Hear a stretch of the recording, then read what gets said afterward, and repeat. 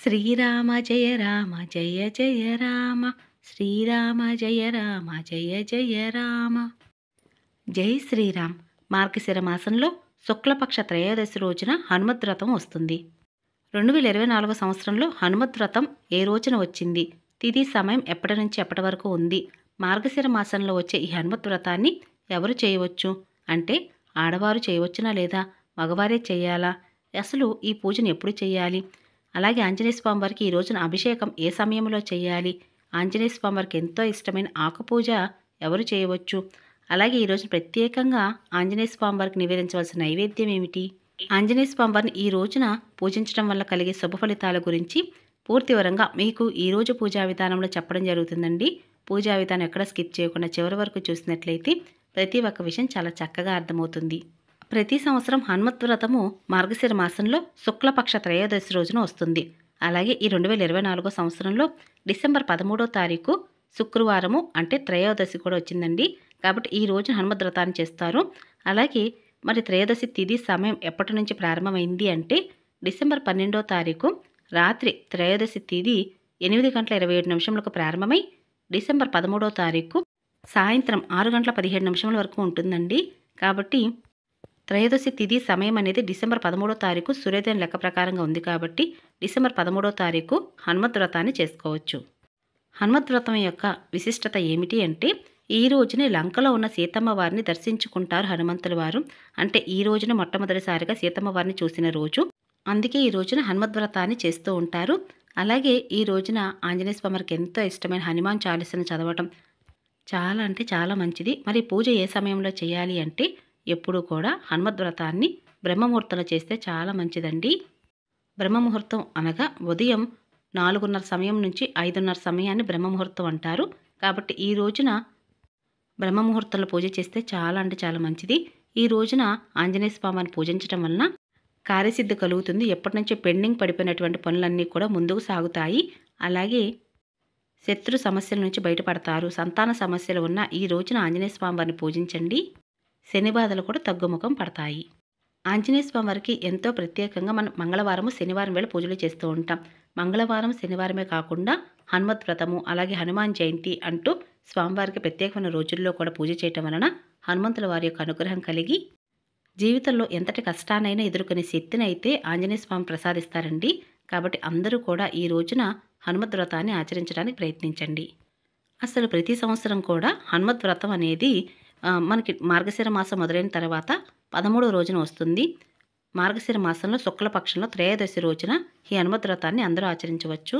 మరి ఈ రోజున జపించవలసిన మంత్రం ఏమిటి అంటే ఓం నమో వాయునందనాయ నమః అనే మంత్రాన్ని తప్పనిసరిగా అందరూ కూడా 108 సార్లు జపించవలసి ఉంటుందండి. ఇలా మంత్రాన్ని జపించేటప్పుడు తప్పనిసరిగా ఆంజనేయ స్వామి వారికి తమలపాకు మీద శ్రీరామ అని రాసి సమర్పిస్తూ పూజ చేసినట్లయితే ఎక్కువ ఫలితం అయితే లభిస్తుంది. హనుమంతుల వారికి ఆకుపూజ చేస్తే అనేక గండాలు, ఆర్థిక ఇబ్బందులు, ఈతి బాధలు కూడా ఇట్టే తొలగిపోతాయట. ఎందుకంటే హనుమంతుల వారు లంకా నగరానికి వెళ్ళి సీతమ్మ వారి జాడను తెలుసుకుంటారు. ఆమెకి ధైర్యం చెప్పి వస్తారు. శ్రీరాముడు సైన్యం పట్ల లంకా నగర వాసులకు భయం కలిగేలా చేస్తారు. ఆ తర్వాత అక్కడ నుంచి తిరిగి వచ్చి రాముడితో సీతను చూసిన విషయం తెలియచేస్తారు. ఎంతో సంతోషించిన శ్రీరాముడు అక్కడ గల తమలపాకులను తెంపి మాలగా చేసి ఆంజనేయ స్వామి వారి మెడలో వేసి అభినందిస్తారు. శుభవార్తను తెచ్చిన వారికి తమ దగ్గర గల ఖరీదైన వస్తువును బహూకరించడం అప్పట్లో ఒక సాంప్రదాయంగా ఉండేదండి. రాముడు వనవాసంలో ఉన్నప్పుడు ఇక హనుమంతుడు లంకానగరంలోని కొన్ని భవనాలను తగలపెట్టి మరీ వచ్చారు. అందువలన ఆయన శరీరం వేడిగా ఉండడంతో తాపాన్ని తగ్గించడం కోసం రాములు వారు ఆయన మెడలు తమలపాకుల మాలను వేసినట్టుగా ఒక కథనం ప్రకారంగా తెలుస్తుంది. ఆ తమలపాకుల మాల మెడలో పడగానే అప్పటి వరకు హనుమంతుడు పడిన శ్రమనంతా మరిచిపోయి సంతోషంతో పొంగిపోయారట. అందుకే తమలపాకులతో పూజ చేస్తే కోరుకున్న వరాలను హనుమంతుల వారు ప్రసాదిస్తారని భక్తుల యొక్క ప్రగాఢ నమ్మకం కూడా. అలాగే ఆంజనేయ స్వామి వారికి పూజ చేయవలసిన ప్రత్యేక రోజులు శనివారము, మంగళవారము, ఇంకా గురువారం కూడా పూజ చేస్తే చాలా మంచిదండి. ఒక పురాణ కథ ప్రకారంగా ఒకసారి శని ఆంజనేయ స్వామి వారిని తన ప్రభావంతో వశపరుచుకోవాలని ప్రయత్నించగా స్వామి అతడిని తలక్రిందులుగా పట్టి ఎగురవేయసాగారట. శని తన అపరాధాన్ని మన్నించమని వేడగా స్వామి తన భక్తులను ఎప్పుడు పీడించనని శని మాట ఇచ్చిన తర్వాత వదిలిపెడతారట. అందుకే 7.5 ఏళ్ళు శని దోషం ఉన్నవారు శనివారం ఆంజనేయ స్వామివారికి ఉపాసన చేస్తే వారికి మంచి కలిగి శని దోషం తగ్గుతుందట. ఇతరులు మంగళవారము, గురు, శనివారాలలో ఏ రోజైనా స్వామివారికి పూజ అయితే చేసుకోవచ్చండి. ఈ రోజున ప్రత్యేకంగా ఆంజనేయ స్వామివారికి ఆకుపూజతో పాటుగా సింధూరంతో అభిషేకం చేస్తే చాలా మంచిది. అలాగే పంచామృతాలతో అభిషేకించిన లేదా సింధూరంతో అభిషేకించిన స్వామివారు ఉప్పొంగిపోతారండి. అలాగే ఈ రోజున ఆంజనేయ స్వామివారికి మల్లెపూలతో గనక మాలగా చేసి అలంకరణ చేయాలి. అలాగే తమలపాకు మీద శ్రీరామ అని రాసి సమర్పించాలి. ఇంకా వడమాలను వేసి ఆంజనేయ స్వామివారికి అలంకరణ చేసి పూజ అయితే చేయవలసి ఉంటుంది. మరి అభిషేకం ఇంట్లో చేయవచ్చునా అండి ఆంజనేయ స్వామివారికి అంటే, మీ దగ్గర ఆంజనేయ స్వామివారి విగ్రహం ఉంటే ఇంట్లోనే మీరు చక్కగా పంచామృతాలతో సింధూరంతో అభిషేకం అయితే చేయవచ్చండి.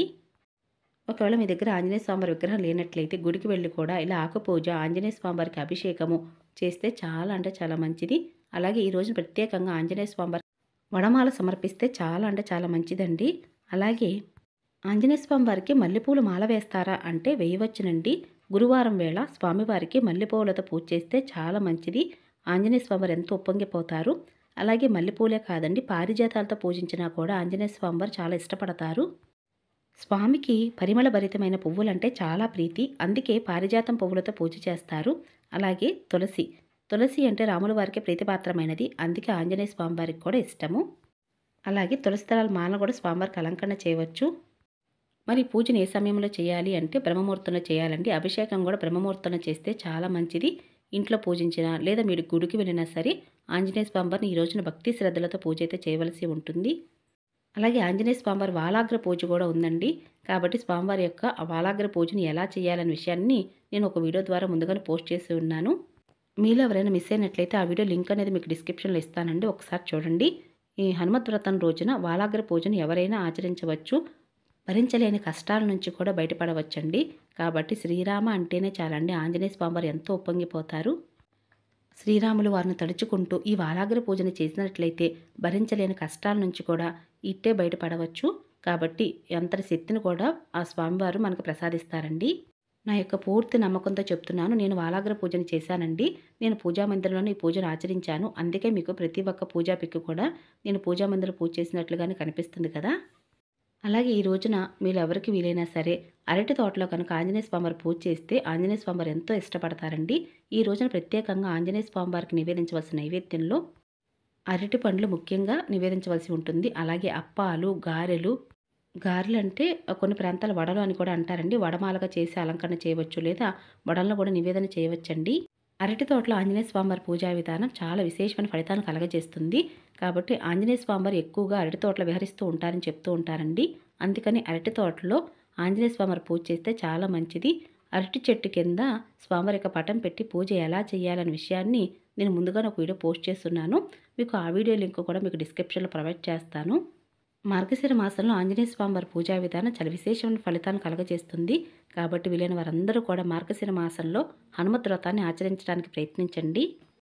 కాబట్టి అందరూ కూడా హనుమత్ వ్రతాన్ని ఆచరించడానికి ప్రయత్నించండి. ఆంజనేయ స్వామివారి యొక్క అనుగ్రహం మీ మీద, మీ కుటుంబం మీద ఎల్లవేళలా ఉండాలని నేను కూడా మనస్ఫూర్తిగా కోరుకుంటున్నానండి. ఇంకా మీకు పూజలు ఎటువంటి సందేహాలున్నా కింద కామెంట్ సెక్షన్లో అడగండి, తప్పకుండా సమాధానం చెప్తాను. ఇక ఇదేనండి ఈరోజు పూజా విధానం. మీ అందరికీ నచ్చింది, యూస్ఫుల్ అవుతుంది అనుకుంటున్నాను. మరొక మంచి పూజా విధానంతో మళ్ళీ కలుసుకుంటానండి. ఇక అప్పటి వరకు నమస్కారం అండి.